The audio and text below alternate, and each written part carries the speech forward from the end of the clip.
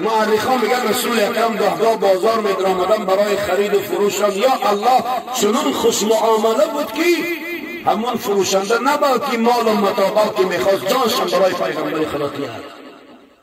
رسول اکرم درون بازار میدن دعوتشان بود، در حالتی که از سر بازار می درآمدن به آخری بازار می برآمدن، مردم دعوت کرده می درآمدن، دعوت کرده می برآمدن. چه خوش معامله بودن رسول اکرم صلی الله علیه وسلم. ولا يدفع السيئة بسيئة.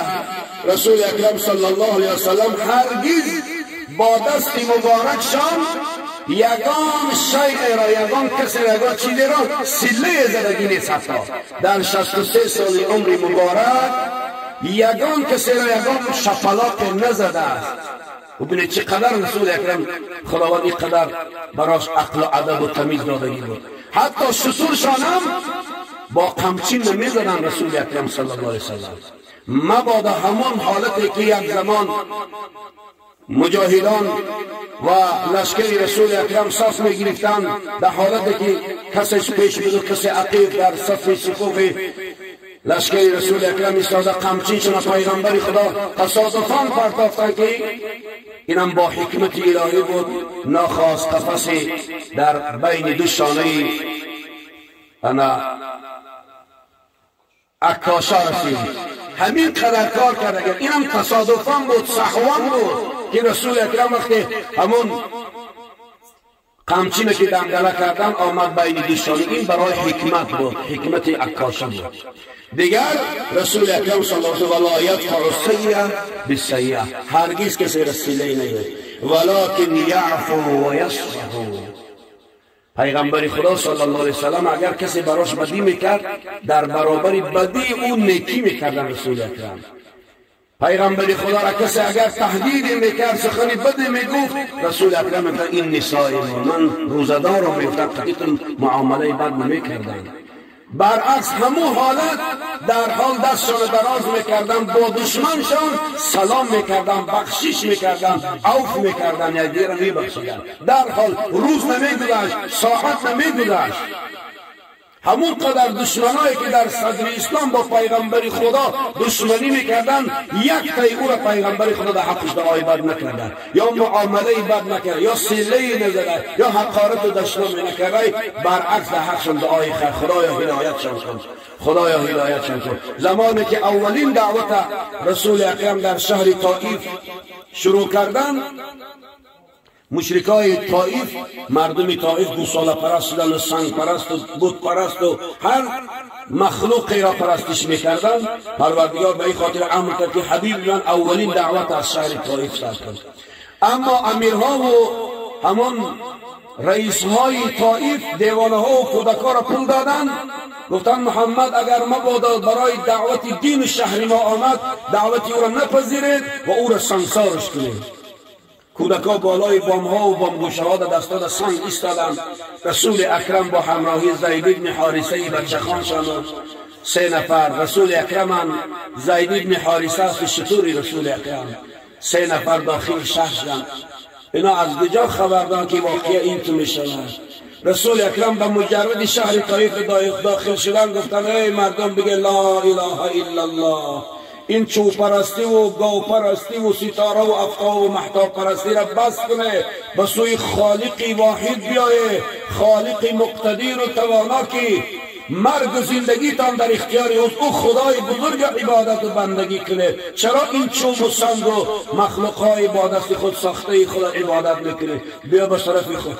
دعوت حق نپذیرفته، از بالای سر رسول اکرم سنگسار شد. یا الله، مورخان میگن چنان سنگ بارید که یگان عضو رسول اکرم خون نشده نماند، تمام وجود ایشان خونسار شد، پوستای تنشان حتی از بدنشان جدا شد. سر مبارکشان کفی زید بن حارثه چادر در سر گرفت و اگرچه پیش پیغمبر خدا میتاب ای مردم این محمد است، این فرستاده خدا هست، سفیر و وزیر پروردگار است، گپ شگیر شما را دعوت به سوی خدای یگانه کرد. از خدا ترسه، هر چندی که میگفتن علاج نبود، تو رسول اکرم مجروح کردن. ثانی حضرت زید ابن حارثه میگه من دیدم که حالت رسول اکرم بسیار تباه شد و پیغمبر خدا را پیش سینم گرفتم، قفس سینم که آسته آسته بیرون کردم.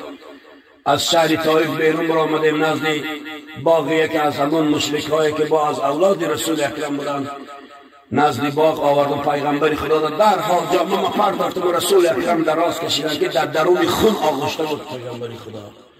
همون حالت بود که مالک جبل جبرئیل علیه السلام آمد و یا رسول الله خدا به تو سلام گفت. بعد از سلام پروردگار گفت که اگر حبیبی من خواه اختیار کوههای طائف در دستش چیه، اگر خواه کوههای طائف برداره در بالای قوم سرکشی متکبری متمرد زن گفت یگانتش از زیر خاک دور نشود. حضرت رسول اکرم که رحمتا للعالمین بودند، دل حلیم داشتند، مردم دوست می داشتند، می دانستند که اینا از روی جاهلی و نادانیشان این کار کردن. نه جبرئیل من نمی خواهم که به خاطر من شما مردم از بین ببرید. من امید دارم که روز می شود از همین قوم سرکش، از همین قوم تکبر خدا با فرزندای را در آیند به وجود بیاره که پرچم بردار اسلام شوند. واقعا همین خیرم شد. یا مردم طائف ایمان آوردن به پیغمبر خدا، از همون مردای مسلمان با جوان مردای به دنیا آمد که با پرچم بردار اسلام. رسول اکرم دعای بد نکردن در حقشان. اگر پیغمبر خدا اندک لوشان میگماندن مثل قوم موسی، مثل قوم نوح، مثل قوم لوط، اگر دعا کردن که در حق قومشون دعای بد کردن، به دعای پیغمبر خدا قوما را هلاک کرد. اگر رسول اکرم اندک دعا میکردن باور کنید همه هلاک میشدند. بنابراین رسول اکرم دعای بد نکردن که خدایا قوم من هدایت کن، قوم من هدایت کن. بنابراین همه پیغمبران با نفسی گفتند، اما پیغمبر ما غمی من و شما را خوردند. قسم ابن عباس رضی الله عنه شاهی زنده که در سمرقند است روایت میکنه که رسول اکرم از دنیا گذشتند. من شخصیتی بودم که رسول اکرم در جسدش در درون خاک من ماندم، یعنی جیانی رسول اکرم میشود بچه عباس. وقتی در قبر ماندم پایان پاشون از کفنشان بوی کردم، بالای سرشان کشادم و خواستم که آخران نظرم در چهره زیبای رسول اکرم کنم و بعد از قبر بیرون برم، زیرا که من در مدینه دیگر رسول اکرم نمی بینم. وقتی که کفن در درون قبر کشادم سرم خم کردم، از پیشانی مبارک رسول اکرم یک بوسه کردم و چنان رسول اکرم خوشرو بود، چنان رسول اکرم خوشبو بود که یا الله. قسم ابن عباس میگه گفتم یا رسول الله در زندگی چی خوشرو بوده که بعد از مرگ از اون خوشروتر شدی؟ در زندگی چی خوشبو بوده که بعد از مرگ خوشبوتر شدی؟ نگاه کردم که لبای ایشان می جنبید مثل ماهی لبخند میزد. بعد گوشم نزد لبهای رسول اکرم بود. خدایا این رسول بزرگوار در درون قبر چی میگفته باشد؟ هنوزم بی طاقت است که رسول اکرم با یک آواز شیرین و حزین میگفت اللهم یا امتی یا امتی یا امتی. امتی گفته 63 سال عمر گذران، باز امتی گفته در درون قبر از دار فنا و عقبا رفت. به این خاطر با تعبیر حضرت مولا به شکر نعمت سلطان دین کوش، رهی بتخانه را کردی فراموش، چو جانها کند و تا تو یافتی را سنم بگذاشتی بگذیر الله. به این خاطر رسول اکرم میگویند من احبنی فقد احب الله و من اطاعنی فقد اطاع الله. هر کی من دوست دارد، من دوست دارد. حاجی خورشید حاجی قربان یکی ما به خاطر دوستداری است که در این سحر روز یکشنبه دویم روز ماه ربیع الثانی است، مولود رسول اکرم ماهشان است. با مولود زیبایی که قاری ها عزیزا و دوستا را فریاد کرده است، خیش اقربا را فریاد کرده است. اینقدر دسترخوان پر از ناز و نعمت به خاطر رضای پیغمبر خدا، به خاطر خوشنودی رسول اکرم صلی الله علیه وسلم، با امید شفاعت پیغمبر خدا این محفل جانانه را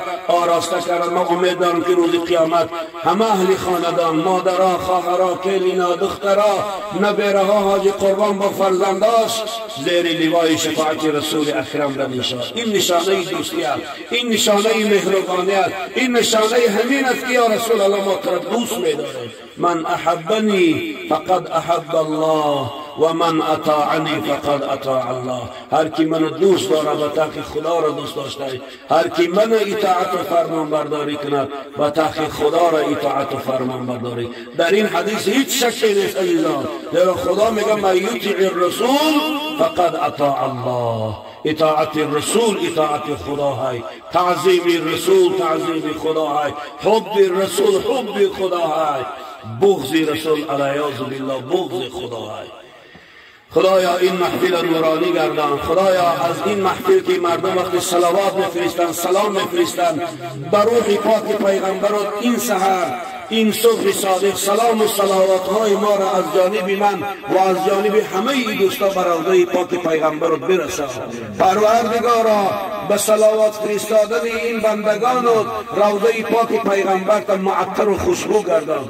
خدایا روح پاک پیغمبرت از همه اهل این نشست، از همه این بندگانت، از همه این امتان و اهل خاندان خوشنود گردان. خدایا به حرمت روح پاک پیغمبر بزرگوارت برکت در عمر و کسب کار بچه خدا نصیب گردان. گذشتگان خدا رحمت کن، خدا رحمت کنه حاجی محمد سعید قبلگاه، حاجی قربان و حاجی ارشد، اینا عاشق پیغمبر خدا بودن. هر سال اونا پیغمبرشان مولود میکردن و جشن داشتن. امروز سنت پدرها را با فرزندا اجرا کردن. خدا حاجی را رحمت کنه، کمپیرکش خدا رحمت کنه.